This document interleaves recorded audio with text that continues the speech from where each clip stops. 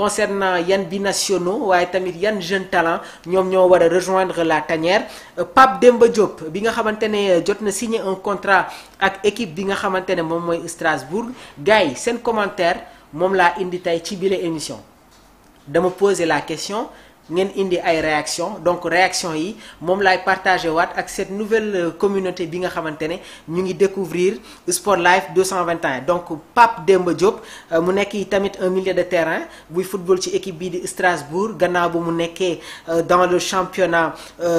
championnat belge donc il a 21 ans nekk tamit un jeune milieu de terrain très technique ñu bëri ñi ngi yaakaar ne que mun na rejoindre la tanière autre joueur ki nga xamante ne moom mooy Pathé Mboup moom itamit nekk un jeune joueur de 21 ans mi ngi football ci équipe bi nga xamante ne moom mooy Pau football club mu nekk équipe bu nekk dans le championnat français nekk tamit un jeune attaquant donc y a les réactions yi nga xamante ne indi ngeen ko concernant Pathé Mboup autre joueur bi nga xamante ne ñi ngi koy évoqué muy Ibrahima Mbaye di football ci équipe bi nga xamante ne moom mooy le Paris Saint-Germain Ibrahima Mbaye 17 ans donc moom mooy sol le numéro 49 du Paris Saint-Germain donc voilà c'est un jeune attaquant donc je pense que binationaux yi jamono ji ñi ngi nekk en embuscade pour rejoindre l'équipe nationale du Sénégal les choix de Pape Thiaw est-ce que Pape Thiaw va être dans la continuité ci match yi nga xamante ne war nañ ko football comptant pour les éliminatoires de la Coupe du Monde 2026 est-ce que Pape Thiaw day xaar ba match yooyu passé pour mu indiwaat de nouveaux jeunes joueurs je vous ai parlé de Ibrahima Mbaye bi nga xamante ne aussi football na si sélection des U16 U17 U18 U20 ci équipe nationale de la France donc jamono ji nag mi ngi football ci équipe bi di Paris Saint-Germain donc en 2024 12 matchs ak 1 but loolu moo nekk jamono ji ses performances autre joueur bi nga xamante ne moom itamit nekk na un jeune milieu de terrain muy Andy Diouf qui est né le 17 mai 2003 donc à Neuilly-sur-Seine en France moom itamit mi ngi nekk un jeune footballeur français qui évolue au poste de milieu central c'est un joueur sénégalais gars yi donc français yi moom quand un joueur leur intéresse dans la communication tam ñu jéem a def ay sërëxal donc on va rester très attentionné concernant tamit yenn information yi nga xamante ne ñi ngi koy joxe donc Andy Diouf mu nekk un milieu central nekk gaucher il est gaucher déjà son parcours junior en 2009-2012 mi ngi ko commencé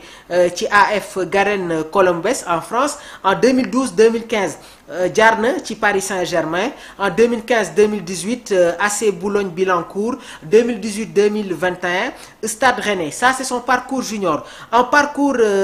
senior avant ñu ñëw sur le parcours senior déjà tamit moom joué na sur les sélections en équipe nationale déjà en 2019 joué na sur les U17 2021-2022 U19 2022-2024 U20 donc en 2023 France Espoir et en 2023 France Espoir en 2024 France Olympique donc 5 matchs 1 but son parcours senior diggante 2021 ba 2023 mi ngi nekkoon ci Stade de Rennais football na fa 7 matchs bi mu jugee Stade de Rennes en 2022-2023 dem na football fa li nga xamante ne moom mooy ca FC Bâle en Suisse 55 matchs joués 3 buts donc bi mu ñëwaatee nag ci RC Lens football na 67 matchs pour 2 buts marqués donc mu nekk tamit les 2 jeunes binationaux mu nekk les jeunes binationaux yi nga xamante ne jamono ji sûrement pare nañu pour rejoindre la tanière des Lions waaye tamit am na ay yenn joueurs yi nga xamante ne duñu leen fàtte muy le jeune Mamadou Sarr passé par Strasbourg laata muy ñëw ci équipe bi nga xamante ne moom mooy Chelsea y a un autre joueur bi nga xamante ne tamit mi ngi continuer di def toujours débat muy kan muy Malick Thiaw donc on va prendre déjà vos réactions ki nga xamante ne moom mooy voilà Univers Gaïndé Pape Demba est dans l'antichambre de l'équipe nationale du Sénégal effectivement seetaan nañ ko dans les petites catégories mais la concurrence sera très rude Pape Demba Diop doit confirmer avant de venir donc concernant tamit Samba Diouf Production on va vous donner les dernières informations concernant El Hadj Malick Diouf damay ñëw tuuti sur le milieu de terrain de l'équipe nationale du Sénégal on en parle on en reparle il y a la concurrence avec Pape Alassane Gueye Idrissa Gana Gueye Habib Diarra Lamine Camara Mamadou Lamine Camara Cheikh Niass ak yeneen jeunes joueurs yi nga xamante ne ñi ngi ñëwaat Pape Matar Sarr kenn fàttewu ko. Donc il y a de la concurrence au niveau de ce milieu de terrain de l'équipe nationale du Sénégal. Donc les places sont très chères actuellement moo tax si mercato bi joueur sénégalais buy jógee ci clubam pour dem ci beneen club rek na nekk club boo xamante ne soo fa demee di nga am temps de jeu pour pouvoir être dans le dispositif de l'équipe nationale du Sénégal. Et jamono ji ce qu'il faut savoir mooy sous l'ère Pape Thiaw les portes de la tanière sont ouvertes. Gis ngeen sur les récentes sorties un joueur de la D2 sénégalaise ñëw na intégrer la tanière. Gis ngeen ay yenn joueurs yi nga xamante ne ils sont dans le championnat du Maroc. Mamadou Lamine Camara un jeune milieu de terrain moom moo football match bi nga xamante ne Sénégal jongante na ko ak Irlande au niveau de l'entrejeu de l'équipe nationale du Sénégal. Univers Gaïndé boofu ki nga xam moom mooy Andy il faut qu'il manifeste son désir patriotique de rejoindre la tanière effectivement mais nag ce qu'il faut savoir mooy am na ay yenn joueurs yoo xamante ne dañuy bëgg a déglu c'est-à-dire si c'est la France ils préfèrent attendre d'abord les dernières informations est-ce qu'ils vont être convoqués au dernier moment nag su ñu xamee ne que fii nii il y a pas de chance si la ñuy soog a def le choix de l'équipe nationale du Sénégal. Regardez le cas de Boubacar Camara.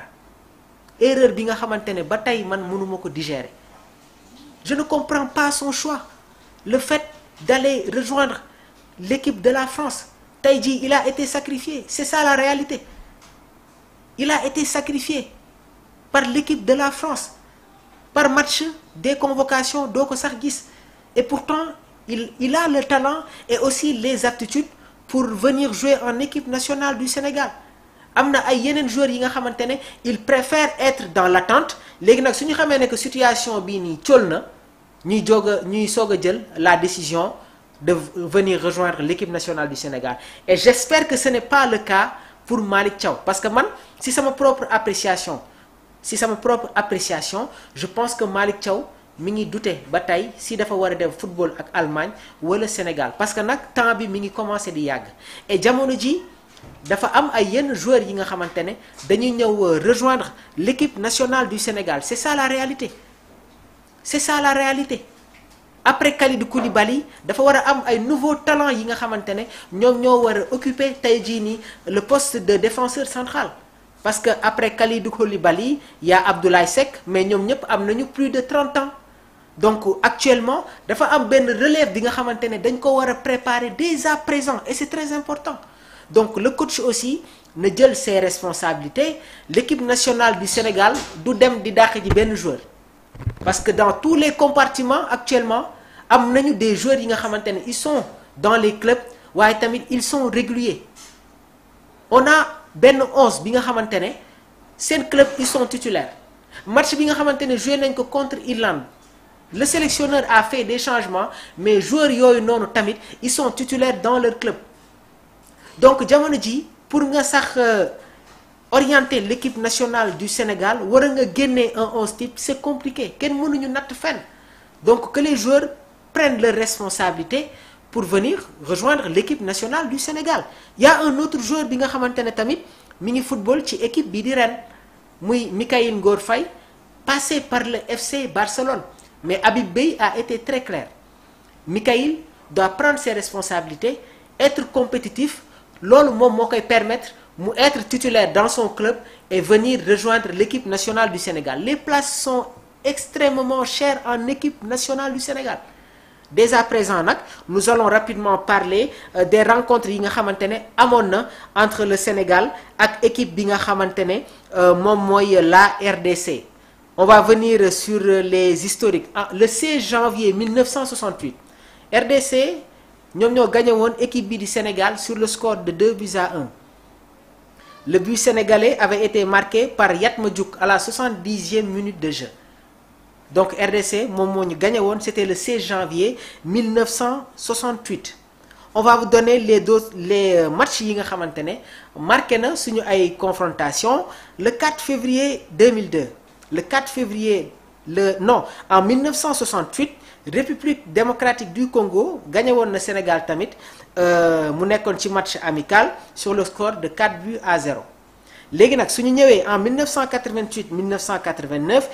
match amicaux 1 but partout ñu joué waat ak ñoom ñu gagné leen sur le score de 2-1.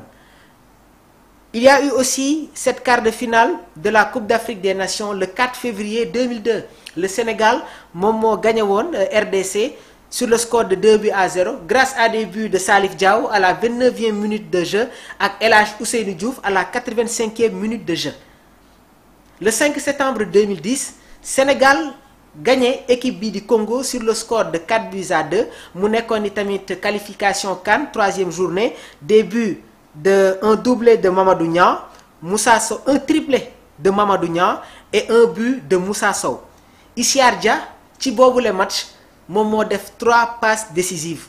Côté congolais, Kabangou moom moo dugal tamit un doublé. Su ñu ñëwaatee le 3 septembre 2011, toujours qualification CAN journée 11, le Sénégal qui s'impose 2-0 grâce à un doublé de Moussa Sow. Papis Demba Cissé jotoon na def une prestation très importante dans cette rencontre. Le 6 juin 2024, match nul entre le Sénégal et la RDC. Ismaïla Sarr qui marque le premier but sénégalais, 85e minute de jeu, la RDC qui égalise ici suñu biir dëkk. Loolu moo compliqué actuellement la tâche à l'équipe nationale du Sénégal mu nekk les historiques mais jamono ji nag gis nañ ne que le Sénégal dafa jël une autre dimension dans le football africain. Sénégal ku muy footballal ci continent africain bi actuellement à part le Maroc c'est le favori. C'est le favori et comme ni ma ko waxee suñuy jëm sur des matchs capitaux nañu nekk dans la continuité sur les matchs amicaux ñuy dem di football avec les grandes nations. Comme niñ ko defee ak Brésil def ko comme Angleterre, pourquoi pas aller jouer des rencontres ak Italie, pourquoi pas essayer de jouer un autre match ak Hollande, waaye tamit man bëgg naa ñu footballaat benn match amical ak Colombie parce que il faut que tamit sur les matchs ñuy nekk un peu dans la diversité. Si chaque continent ñuy dem di football ak benn nation, donc les pays sud-américains nañuy dem di football ak ñoom. Ay Colombie joué nañu ak Brésil mais genre Colombie, Uruguay genre équipe yooyu noonu tamit mën nañu di football ak ñoom et jouer ces matchs daf ñuy permettre suñu demee sur la Coupe du Monde du ñu am des problèmes d'adaptation. Donc marge bi nga xamante ne actuellement le ministère des Sports ak la Fédération sénégalaise de football jël nañ ko en décrochant les grandes rencontres nañu nekk dans la continuité. C'est très important et le Sénégal actuellement gis ngeen place bi nga xamante ne moom la occupé au classement FIFA 18e. Ça doit être dans la continuité ñuy gën di avancer rapproché wu ba dugg sur les 15 au fur et à mesure ñu koy def l'équipe retrouvera de la confiance waaye tamit ñu may tuuti temps Pape Thiaw il est en train de faire de très bonnes choses en équipe nationale du Sénégal. Il faut qu'on en parle gars yi on est là pour personne nekk ñu fi par kenn. S'il y a des critiques à faire dinañu def des critiques dans l'objectivité et un rappel am na ñoo xamante ne ils ne sont pas dans la fédération, ils ne sont pas dans le ministère mais c'est des spécialistes xam nañu football. Donc Pape Thiaw déjà rek am na ouverture bërki démb gis ngeen ci match bi nga xamante ne jotoon na ko assister, il a été très ouvert répondant aux questions. Tey jii la tanière amaat na beneen atmosphère, les joueurs doivent être en contact avec le peuple sénégalais. Et ñun constat bi ñuy def mooy à chaque fois que Sénégal su waree am match dañuy bàyyi ba au dernier moment ñu teel ci nekk. Donc on va être dans la continuité. Nous parlerons toujours de l'équipe nationale du Sénégal. Li nga xamante ne moom mooy promouvoir le football sénégalais dinañ ci nekk matin, midi, soir. Et on a besoin aussi de votre soutien. Parce que c'est inadmissible ñuy dem ci Coupe du Monde te Sénégal bokkul. Kenn du ci loolu moom kenn du ci sax xalaat. Donc on va être très tôt dans le bain. Rentrer dans le match waaye am na leen tamit loo xamante ne dañ ciy def code parce que y a une forte communauté bi nga xamante ne jamono ji ñu ngi ñuy bàyyee xel te leen xoolaat les vidéos di xool les commentaires les supporters congolais cette communauté ñi ngi nekk en conversation ak ñoom moo tax am na loo xamante ne foog ñu ciy def code mais nañuy gën a bàyyi xel l'équipe nationale du Sénégal. Concernant les maillots ça doit être accessible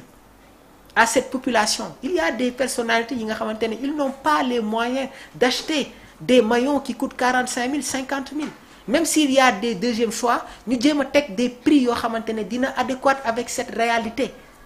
bi nga xamante ne ñu ngi koy dund dans le pays. C'est des aspects yi nga xamante ne foog ñu jël ko en considération lundi incha allah dinañu ñëwaat sur l'élection à la Fédération sénégalaise de football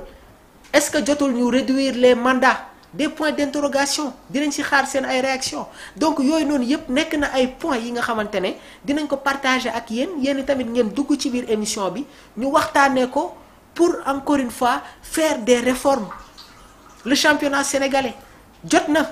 ñu gën a dooleel aspect communicationnel bi jot na ñu dimbali les clubs qui sont dans le championnat avec un apport financier jàppale leen communication bi les pay-per-view est-ce que teelul parce que impact bi nga xamante ne war na am réellement dans le championnat sénégalais gars yi ça reste beaucoup de choses donc c'est des différents points yi nga xamante ne dinañ ko yaatal incha allah partager ko ak yéen donc ça a été un réel plaisir déjà